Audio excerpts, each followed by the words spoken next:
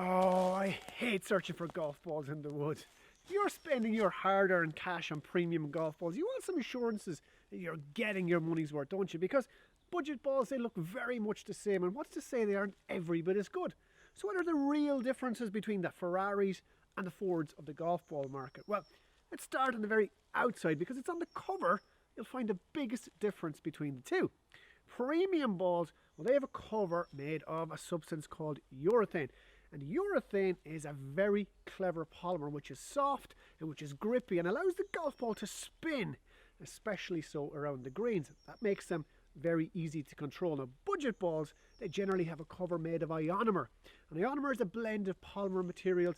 You'll see it commonly used in sealants, which is very hard and, has to be said, very durable, but is much more difficult to create spin and control around the green with a budget ball. You can feel and even hear the difference between the soft premium ball and the hard budget ball when you hit it with your wedge or even your putter. Urethane and the chemistry of its production also makes it more expensive to produce than ionomer, and urethane is generally non-recyclable, so great care has to be taken to ensure it's perfect every time. The second difference between a premium and a budget ball reveals itself when you look inside the ball.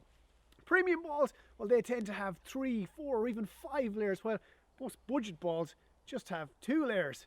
You'll often hear of a budget ball being referred to as a 2-piece ball, and they're commonly referred to as distance ball, and that is true. 2-piece balls are by their very nature hard on the inside, and slow swingers can get great distance benefits from them. Premium balls, however, well, they solve the distance equation a completely different way. The layers in the premium ball make them highly compressible, and that allows them to compress or squash up when they're hit hard and then rebound off, say, the face of a driver with very low spin but with a high velocity that causes them to travel just as far, if not further, than a 2-piece ball when hit by a skilled player, because professionals and tour players, they compress the golf ball much better than us amateurs. So the moral of this story is that premium and budget balls often go the same distance, but they do it very different ways. It's a myth to say that premium balls go further. It just depends on who's hitting them and their swing speed. Now, speaking of premium balls having 3, 4 or 5 layers, this brings us to point number 3.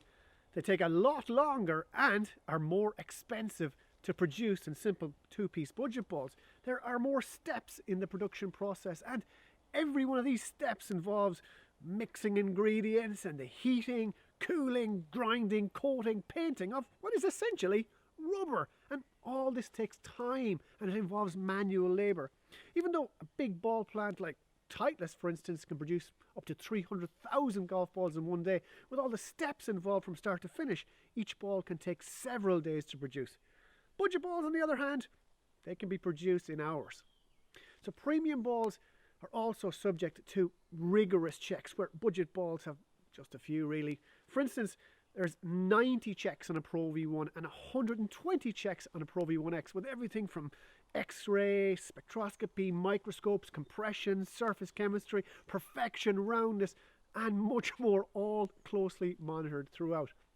The big ball companies too, well, they also employ engineers and scientists, and they invest heavily in the research and development.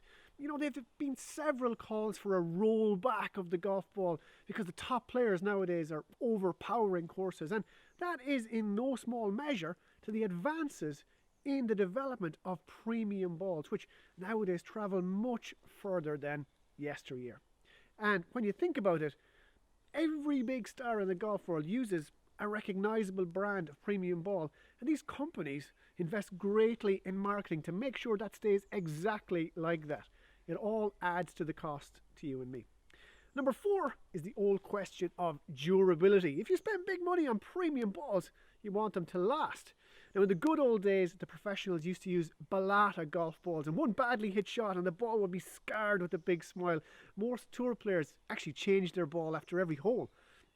And budget balls, with their harder cover, they tend to be durable and long lasting, but Huge advances in urethane technology have meant that premium balls now have an exceptionally durable cover, and that ensures high performance throughout its lifetime.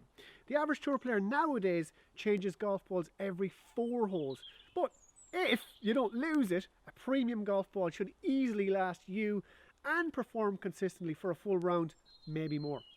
Now, speaking of tour players, the final difference between premium and budget balls comes back to spin, but a very different kind of spin that we talked about at the start. Tour players need their golf balls to spin differently on demand, so they wanted to spin less off the tee. They wanted to spin just enough with an iron so they can shape shots left and right and control shots, and they wanted to spin even more around the green so they can stop it on demand at the hole. And premium balls deliver on all the above and do so consistently. With driver and irons, most high handicappers produce too much spin as it is, and they don't need premium balls. In fact, budget balls will often be straighter and safer for some players.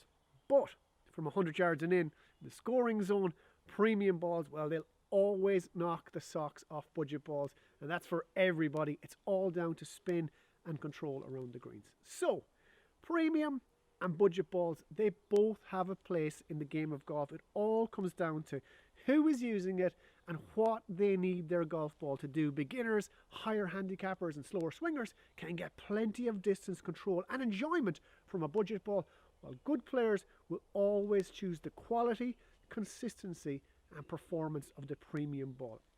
A tour player, he'll never blame his golf ball for losing a major. The course, maybe the caddies, the conditions, the clubs, but never the ball. And that is the difference between a premium and a budget ball. I'm going to keep on looking for mine. For me for now, it's Donal, out.